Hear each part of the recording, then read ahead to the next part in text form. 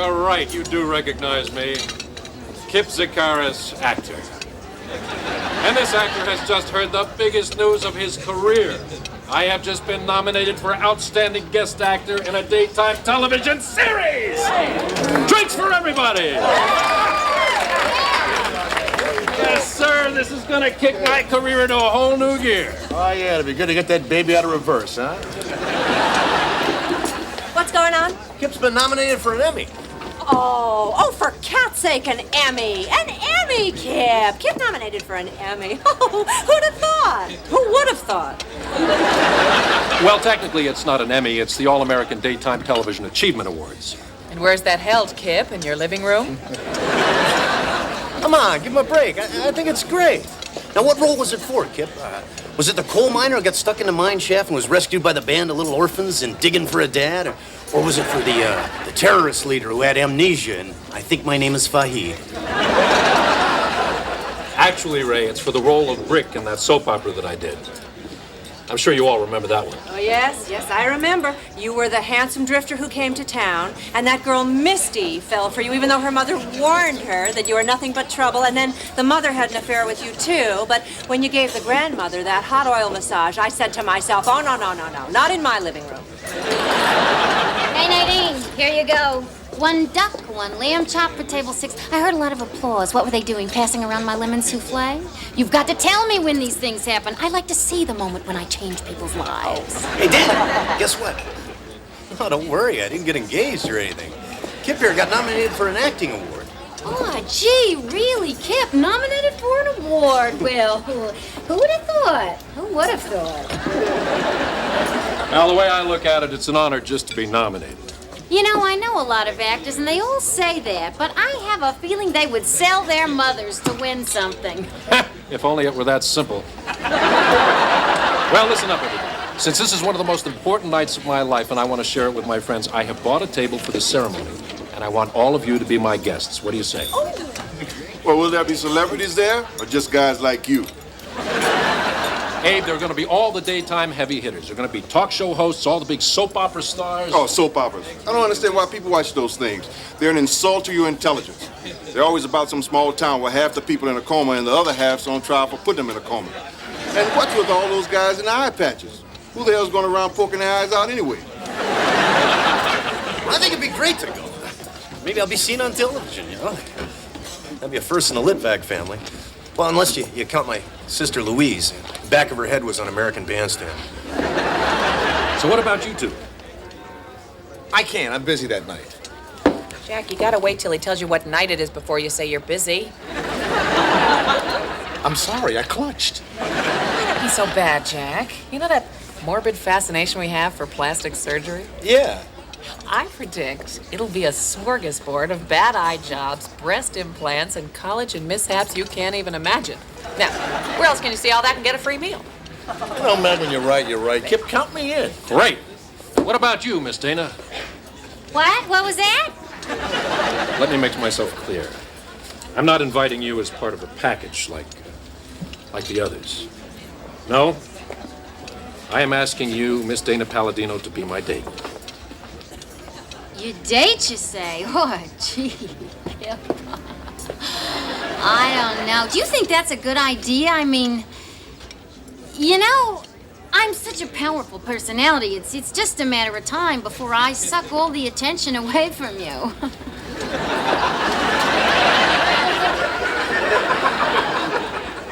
Look, Dana, I'm going to lay myself on the line here. People see me as the kind of guy with a lot of self-confidence. But do you know that the first audition I ever had, the director told me that I'd have a better chance of becoming the King of France than of ever becoming an actor? So maybe you can understand why this nomination means so much to me. And Dana, if I walk away with that big gold statue, I would just love to have somebody like you to share it with. Somebody I could turn to and give a little hug to. And I'd really rather that person wasn't my agent, Lenny. So, please, Dana, it'd mean a lot to me. Will there be dancing? Absolutely. Because I really do love to dance, and between you and me, no one's asked me lately, so...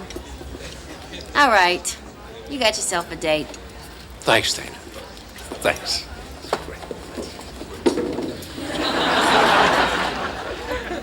Jack? She's going out with Kip.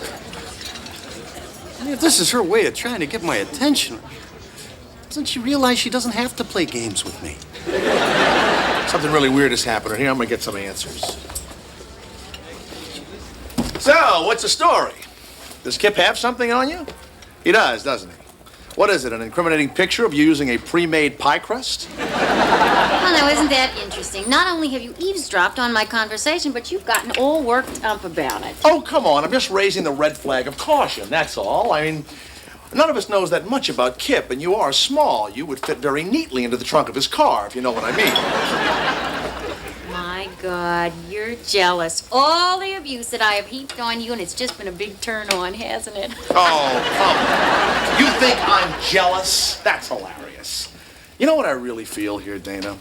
A very deep sadness that you are so lonely you have to go out with Kip. I mean, wouldn't it be a more interesting evening if you got all dolled up and went out for a big night in the town with this? You know, Jack, sometimes in all of our lives we're called upon to do something generous. I don't really have the time to go to India and help the poor, so I'm going to go out with Kip instead. And I will bet you that I will have a better time with Kip, or with this, than I would ever have with you. What is that supposed to mean? Look, I know what Kip is all about. I know he carries a picture of himself in his wallet, but you know what? I just have this feeling that Kip knows how to show a woman a good time. I mean, after all, the love of your life was married to him. No, that's hitting below the belt. And just for the record, I would never ask you out. So if you have any desire for an active social life, you better put this baby in the refrigerator.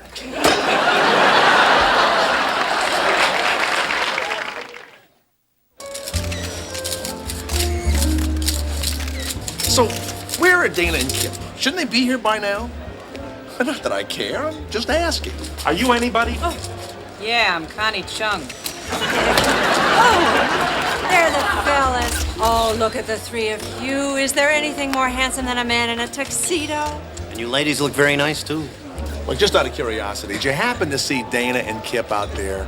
Not that I care, but you know, it is getting kind of late. Not that it's my problem. Uh-oh, bad eye job coming in at 11 o'clock. Don't turn around. She's looking right over here. Isn't she? Whoa. Now that is a bad eye job. Hey, let's go over there and get some of those jumbo shrimp before the actors figure out they're free. Oh, my, this is such an exciting event. Will you look at all these celebrities? As I was coming in, Monty Hall gave me a shove and said, "Move it." Can you imagine? Monty Hall said, "Move it to me." Oh, here comes our nominee. Hello, hi, how are you? Nice to see you. Hello, hi, how are you? Nice to see you. Hello, hi, how are you? Nice to see you. Ah, Jacko, there you are. I'm sorry. We got a little held up, you know, the blinding glare of celebrity. I think I would give up anything to get my privacy back. Excuse me, would you like an autograph? Hi. Hi. You clean up pretty nice. So do you. Thanks. So, how far along is Kip in his life story? Is he up to the 4th grade yet, where he was passed over for the role of the baby Jesus because he was already shaving? Actually, we had a pretty interesting conversation on the way over here. You know, Kip's traveled all through Europe. Unlike you, whose most exotic experience seems to be limited to ordering the Belgian waffle at the International House of Pancakes. Dana, I'm sorry I had to indulge a fan. Why don't we sit down? Sure. Dana, have I told you how absolutely lovely you look tonight? Well, Kip, you have, but please feel free to tell me as many times as you like. I'm just so proud to be here with you tonight. You are the brightest star in the firmament. May I get you a cocktail? Champagne would be nice. Firmament. Oh, that's a big word for Kip. Knock it off, will ya? Well, don't tell me you're buying that whole load of phony compliments.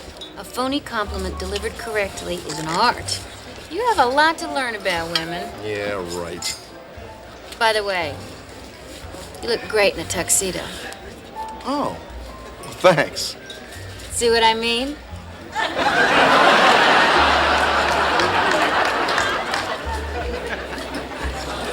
Hey, there's that woman from General Hospital. The one whose husband was kidnapped by the Costa Rican drug lords? It wasn't her husband, it was her half-brother, the one who was in the snowplow accident.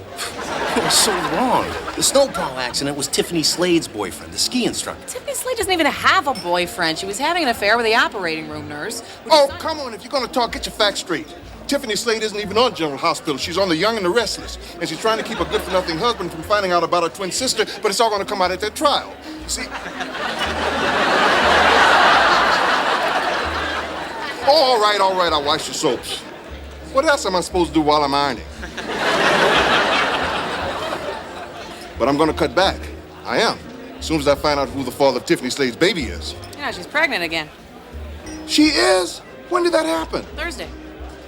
She just had a baby on Tuesday. Here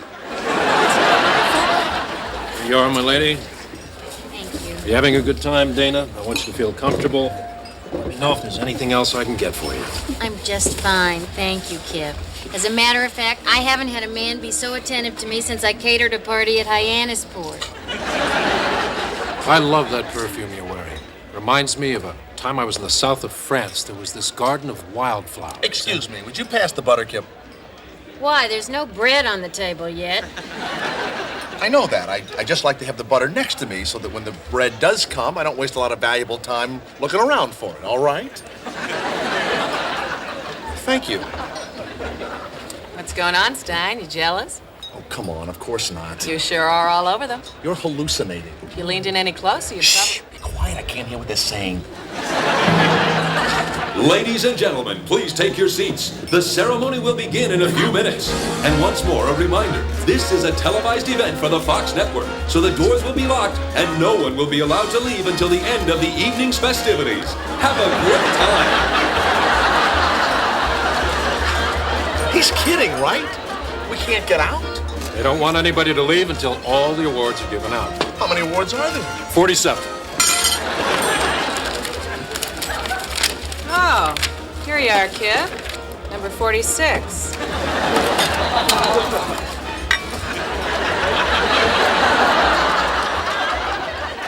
And the winner for Best Special Effects Editing for an informational daytime special and/or weekly series, the All-American Daytime TV Achievement Award goes to Rodentia, Malaysia's War on Rats, a CBS in-house production. John Hanoty, editor.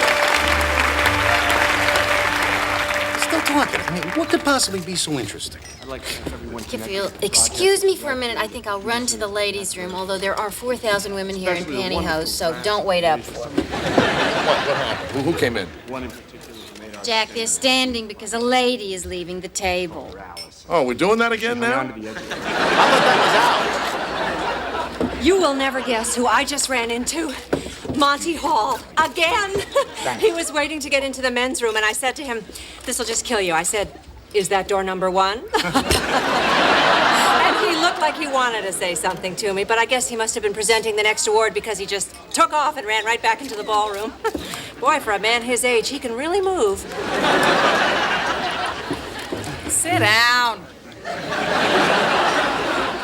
Uh-oh, here we go. Bad facelift at table 36. Check it out, check it out. Woo! There was major reconstruction done there.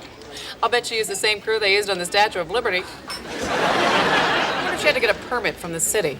I bet she's got a plaque on her back of all the people who contributed. No, but seriously, Ray, go on over there and put a safety cone by her in case something falls. You stop. Come on. I'm just trying to amuse myself, okay? We've been here since March. Unbelievable. Oh, for God's sake. They wouldn't even let me in the ladies' room. They said too many women had hurt themselves trying to crawl out the window.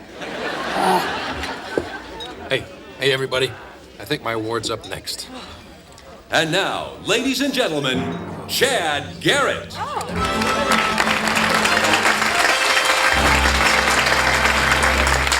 Very often, the actors in our next category are called on to portray eccentric personalities, fringe people.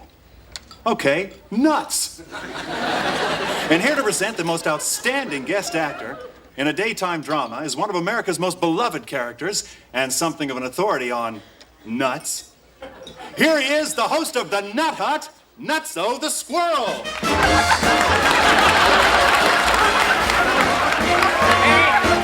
Thanks for the intro. Next time I have trouble hibernating, I'll call you. Now, I understand we got a bunch of guys running for this doorstop, so I guess we're gonna see some clips right now. So, the first clip is of a guy named Kip. Kip?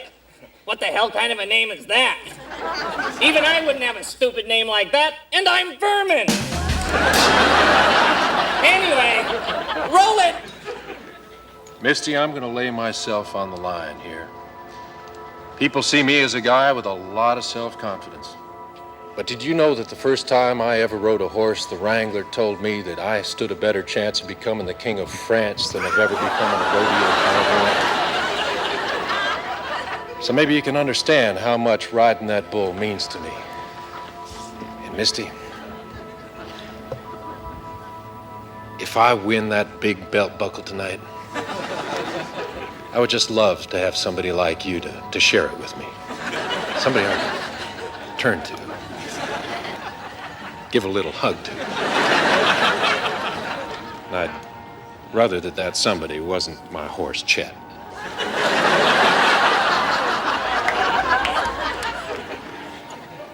Yes. Oh, yes. Yes. You hear that, Cat? She said yes.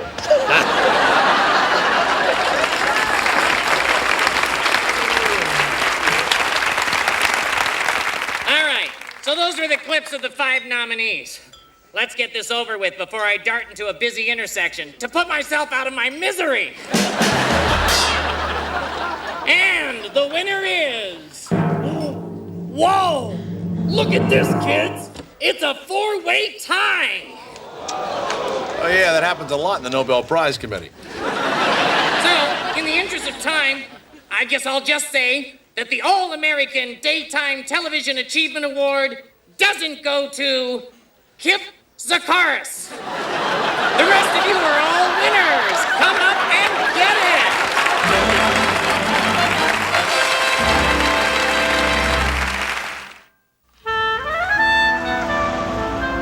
Kip, look, I know we've had our differences in the past. And there was a time when I wished a lot of bad luck on you. But something like this... Geez, I mean, I wouldn't wish this kind of public humiliation on my worst enemy. I mean, the whole country. All right, Jack. Kip, I gotta tell you, I think you were robbed. Thank you, Abe. That's very sweet of you. No, I think I actually saw a guy take your wallet.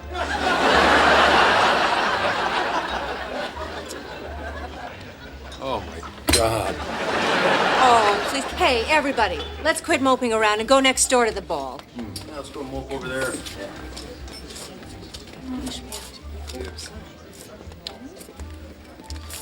You know, I don't think we can just pick things up where we left off.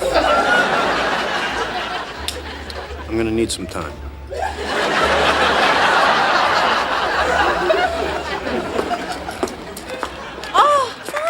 Monty! Isn't it funny how we keep running into each other? I feel like we're old pals. Listen, are you going next door to the ball? Because I came stag. Lady, can we make a deal? I'll give you $100 for a lipstick or $300 if you'll go away. Far away. Oh, mister, you've still got it. Come on. Security! I'll give $500 to anybody with a badge.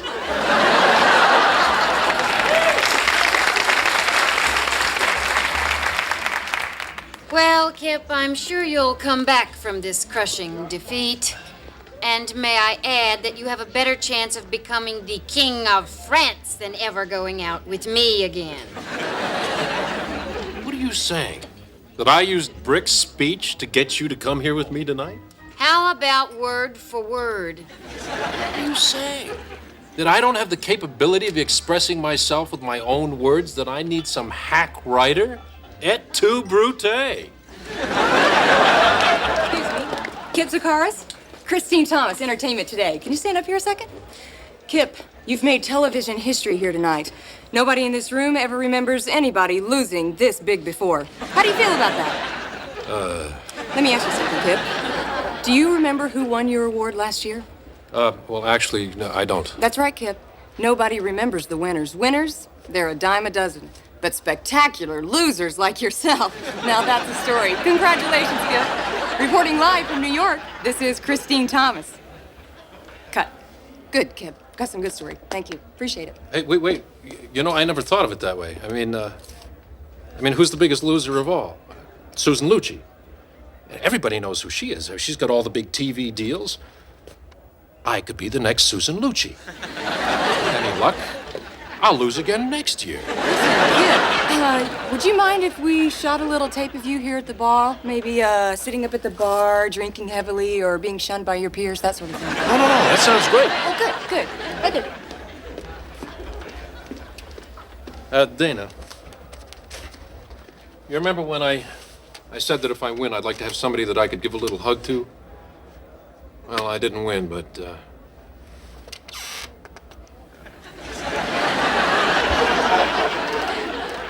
I'm still awful glad that you were here tonight. And those are my words. Now, do you mind if I go do this? It's a showbiz thing.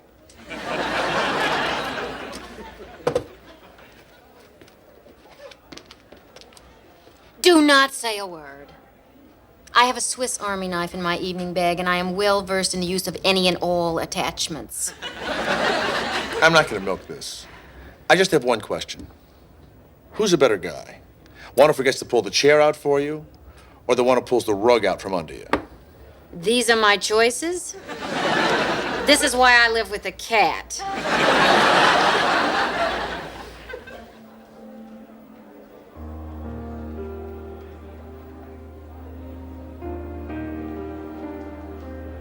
So, here we are, all dressed up with no place to go.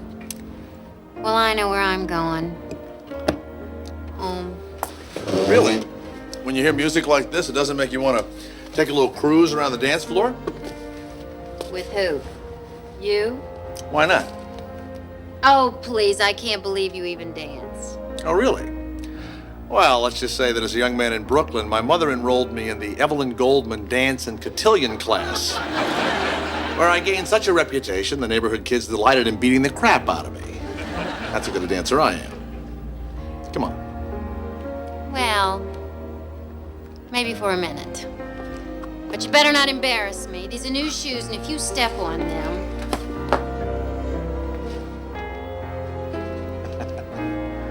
Okay, but you're not taking me home. Who said I wanted to? Oh, you want to. They all want to.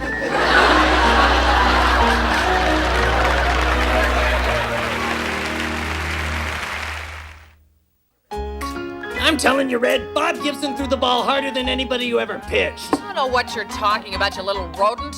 When Sal Magley was in his heyday, he could blow balls by anybody, okay? You know, there's hardly no booze in these drinks. Why don't we go someplace where we can talk? Where you been all my life?